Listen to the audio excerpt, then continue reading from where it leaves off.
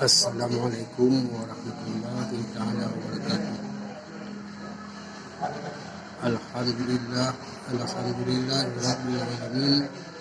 Wassalatu wassalamu ala asyrafil anbiya'i wal mursalin wa ala alihi wa ashabihi ajma'in.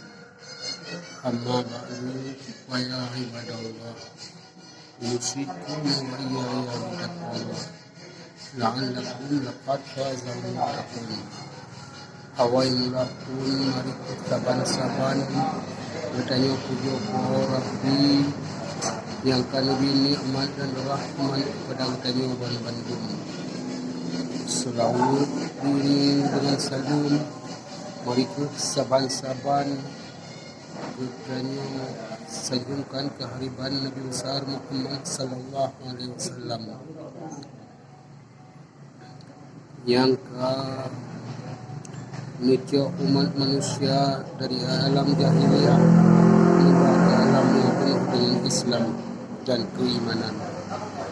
Pada keluarga dan sahabat Semamandum, para ulama mutaqaddimin dan ulama mutaakhirin sampai ulama yang muktabar. Kepada bangsa Lun, bangsa Aceh yang bermaruah dan bermartabat. Maruah bangsa nakuh gadi obok-obok setiap menjelang pemilu.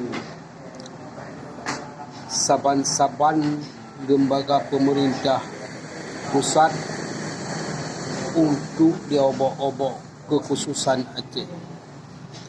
Nyonak bangsa Aceh yang mantong na darah dalam tubuh, yang mantong na jauh dalam tubuh, monyo mantong na indro, mantong na indro, sabi-sabi diobok-obok kekhususan Aceh, sabi digila-gila. Yang terkalan dalam undang-undang bermacam-macam kekhususan di ke Aceh. Tetapi lembaga pemerintah pusat saban tabi di obok-obok Aceh. Ke bangsa Acehnya hanali darah dalam tubuh ataupun darah hanali merah. Memangkah hanali darah merah dalam tubuh rajin menyerah mentong. Menyemantong na darah merah dalam tubuh. Bodoh rekan.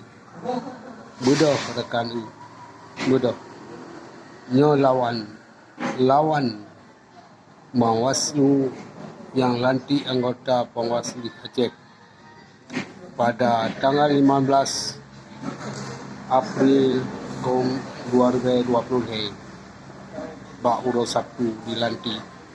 Nyo kadileceh kata hai bangsa Aceh. Mudah mentuah rekan